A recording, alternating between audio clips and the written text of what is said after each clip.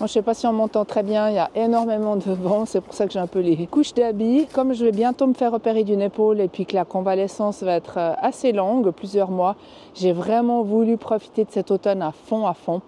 Alors, je suis partie dans une région que j'adore, dans les Vosges, où je voulais vraiment filmer ces couleurs d'automne. J'ai fait quelques jours avec mon petit van en road trip. Et puis, quand je suis revenue, on était un petit peu en décalage par rapport au nord. Et à ce moment-là, c'est là qu'il y avait toutes les couleurs ici en Suisse, où j'ai pu de nouveau m'émerveiller, me donner à cœur joie de filmer toutes ces beautés. Donc ouais, ça m'a vraiment fait du bien. On a vraiment eu de la chance, un super été indien. Waouh, je suis très reconnaissante.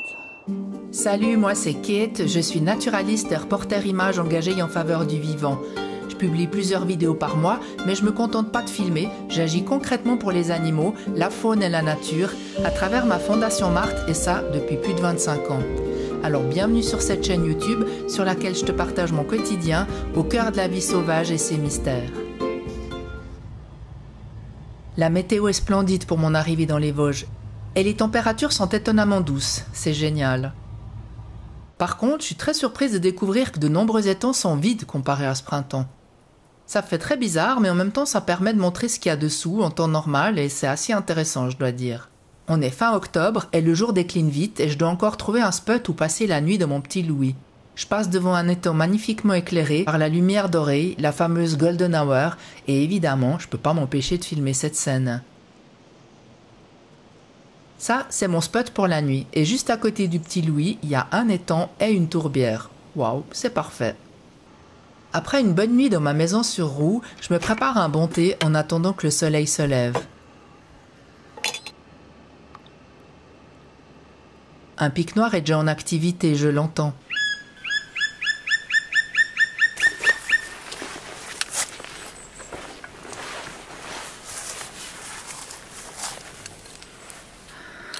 C'est parti pour une nouvelle journée d'exploration.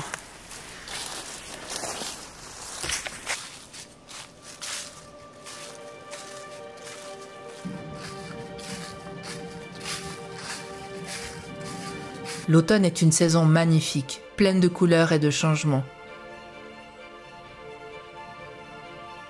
Cette année, nous avons eu beaucoup de chance de profiter d'un été indien exceptionnel, prolongeant les journées ensoleillées et les températures douces bien au-delà de l'été.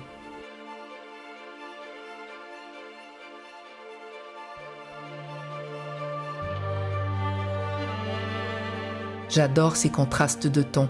On passe de l'ocre au jaune, du rouge au orange, avec des pointes de vert.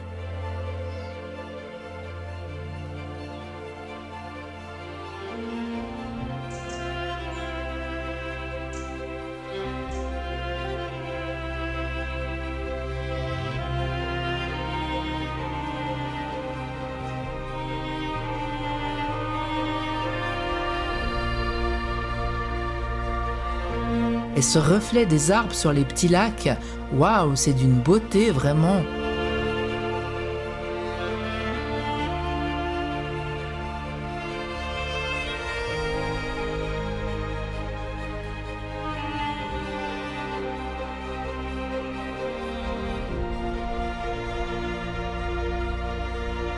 Les paysages s'enchaînent au fur et à mesure de mes déplacements. Je reconnais les endroits que j'avais déjà vus ce printemps.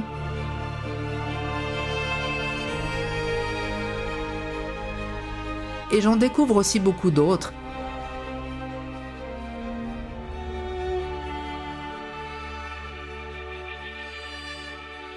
Comme cette petite cascade qu'on atteint en quelques minutes de marche.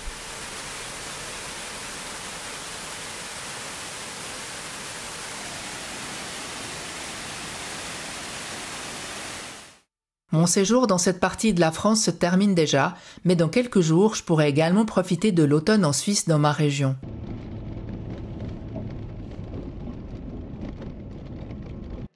De retour chez moi, les paysages se sont parés de couleurs éclatantes, baignés dans une lumière dorée qui magnifie chaque détail. C'est une saison de transformation où la nature revêt ses plus beaux atours avant l'arrivée de l'hiver.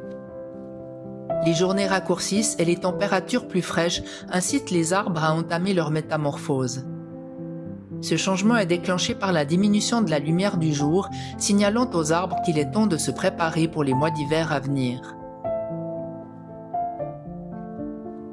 Les feuilles, autrefois d'un vert éclatant grâce à la chlorophylle, commencent à changer de couleur. La chlorophylle se décompose, laissant apparaître les pigments qui étaient cachés jusque-là.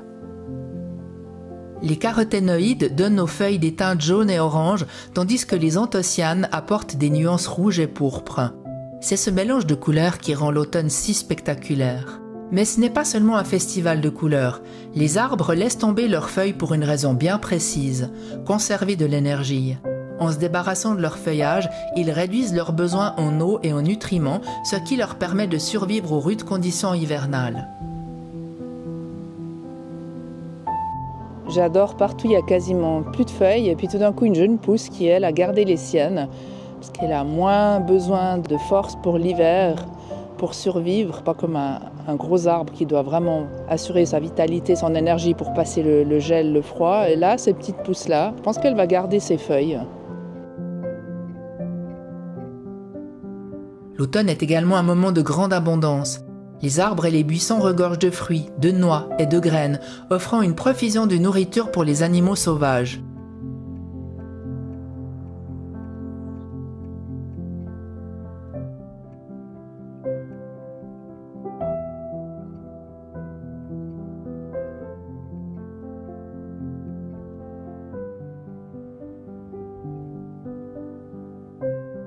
Ces aliments caloriques leur permettent de faire des réserves et de prendre du poids avant l'arrivée de l'hiver.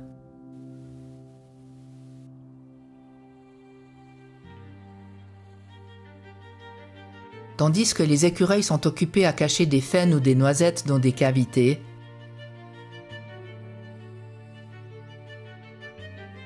les sangliers fouillent le sol sous les chênes à la recherche de glands qu'ils raffolent. Mais les arbres ne sont pas les seuls à offrir profusion d'aliments cette saison, car l'automne, c'est aussi la période des champignons. Ces derniers sont une part essentielle de l'écosystème automnal et jouent un rôle clé dans le cycle de la vie. Dès qu'ils commencent à faire un peu humide, ils sortent de terre, profitant de la matière organique en décomposition. Ils se développent à partir du mycélium, un réseau souterrain de filaments microscopiques qui peuvent vivre des années sur la surface avant de produire des fructifications visibles qu'on appelle justement les champignons. Certains champignons vivent en symbiose avec les arbres grâce à un phénomène appelé mycorhize. Ils échangent des informations et des nutriments. Les champignons fournissent de l'eau et des minéraux aux arbres, tandis que les arbres leur donnent des sucres produits par la photosynthèse. Les champignons, outre leur interaction avec les arbres et le sol, permettent également de nourrir ou d'offrir un abri à de nombreuses espèces. Waouh, c'est vraiment trop beau. Je profite à fond parce que c'est vraiment dans les derniers jours d'automne où il reste encore des feuilles sur les arbres. Il y a beaucoup de feuilles déjà qui sont au sol. Ça crisse quand on marche, j'adore ça, c'est magnifique. Le seul point négatif, c'est que la faune sauvage, elle est moins cachée. Et ça, c'est un peu problématique dans des endroits où il y a des petits bouts de nature et puis qu'il y a pas mal de chiens qui se promènent. Déjà que c'est compliqué pour la faune sauvage au niveau nourriture, tout ça. Mais en plus, voilà, c'est plus difficile pour les animaux sauvages de se cacher.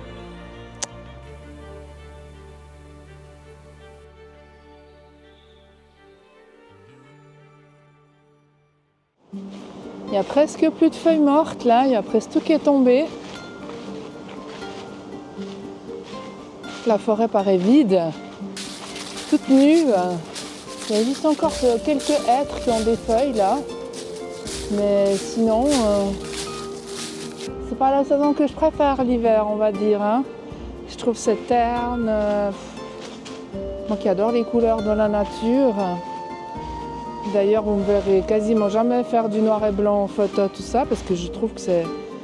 Ouais, c'est peut-être beau esthétiquement, mais c'est pas mon truc, quoi. Moi, j'essaye toujours, quand je filme, de montrer les images telles qu'elles sont, quoi. Je bidouille pas mes images, j'essaie de montrer vraiment la nature telle qu'elle est, quoi. C'est la fin de cette vidéo. N'hésite pas à t'abonner à ma chaîne, à commenter, liker et partager mes reportages. Ça aide à faire connaître mon travail et ma fondation Marthe. À bientôt!